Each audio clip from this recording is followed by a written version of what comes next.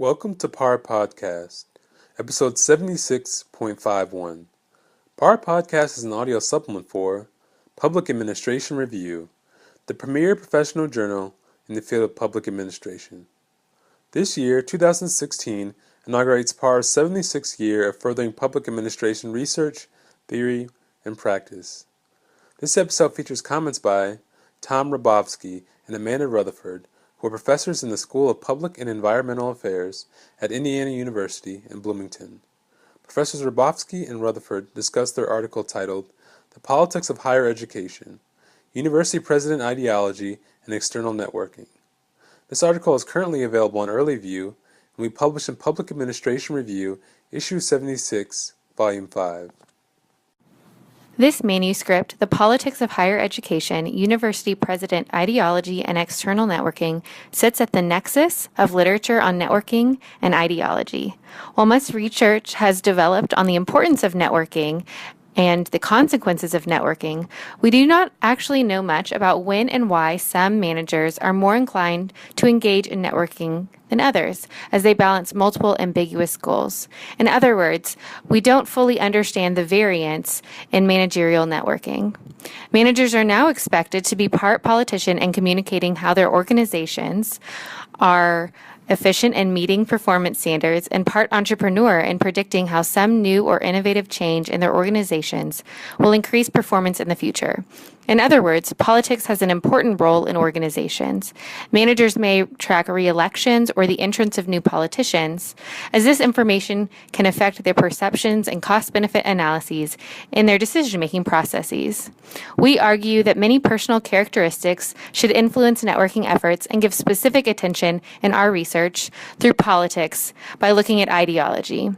On one hand, it is possible that ideological alignment will enhance networking as leaders or managers work to build their allies, and they may simply not communicate or network with those who are their foes.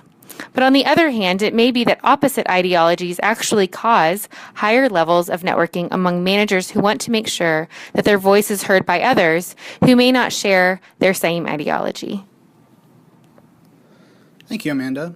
So we examined these questions in the context of higher education, and in order to do that, we leverage a couple of different data sources. So the first and the primary data source that we leverage is a survey of university presidents, which was conducted following the 2011-2012 school year.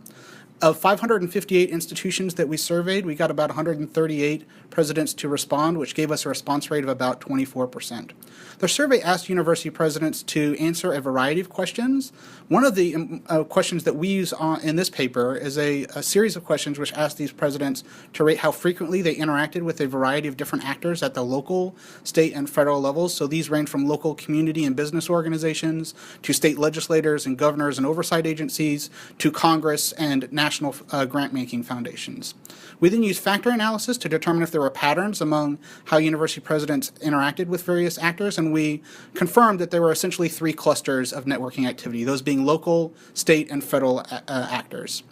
The other question that we use from the survey is a measure of self-identified political ideology. This ranges from strongly conservative to strongly liberal. In addition to these measures from our survey of university presidents, we also leverage a couple of other data sources. So we use a measure of state political ideology, which we borrow from the work of Berry et al. This measures the political center of a state's governing coalition, which is based on a variety of different factors. And then we also leverage Carl Klarner's data set on partisan competition, which measures the partisan balance within the state, so the percentage of legislators who are Democrats or Republicans in a given state. And so for this paper, we're really interested in kind of these three sets of variables, both independently and interacted. So we're interested in understanding whether conservative or liberal presidents network more or less than their counterparts, whether presidents interact more or less with state-level actors in conservative states or liberal states, and the interaction between these things. So whether liberal presidents interact differently in liberal states or in Democratic-dominated states than they do in conservative or Republican-dominated states, and vice versa. We also include a host of other control variables, and we implement this analysis using ordinary least squares, and we cluster our standard errors by state. For the purpose of this podcast, I'm going to focus on our state-level analysis, and our findings in that analysis show that networking with state actors might be more about winning over those who are perceived as foes, as opposed to solidifying support from perceived allies. So what we find is that political liberals, university presidents who self-identify as liberal, network more with state-level actors in conservative states or in Republican-dominated states, and vice versa. So conservative university presidents interact more with state-level actors in liberal states or in Democratic-controlled states. We do have a couple of other findings. So at the local level, we find that political liberals or university presidents who self-identify as politically liberal are less likely to engage in networking. And then at the federal level, a lot of our findings are sort of less consistent and kind of disappear. And a lot of that has to do with the increasing distance between those actors and the extent to which public universities are more and more reliant on state government as opposed to the federal government. Given the political climate that's increasingly hostile towards public colleges and universities in many states, we think our findings suggest that the ability of university presidents to overcome ideological or partisan conflict is critically important for their institution. In terms of future research, more work should be done to determine the extent to which these findings are generalizable to other types of organizations beyond public colleges and universities, and to understand the mechanisms by which managers are able to form productive relationships when buffering their organizations against negative shocks. Thank you. This concludes PAR Podcast, episode 76.51. To listen to additional episodes and learn more about Public Administration Review, please visit us online at publicadministrationreview.org. You can also find us on Facebook and Twitter at PA Review. Thanks for listening.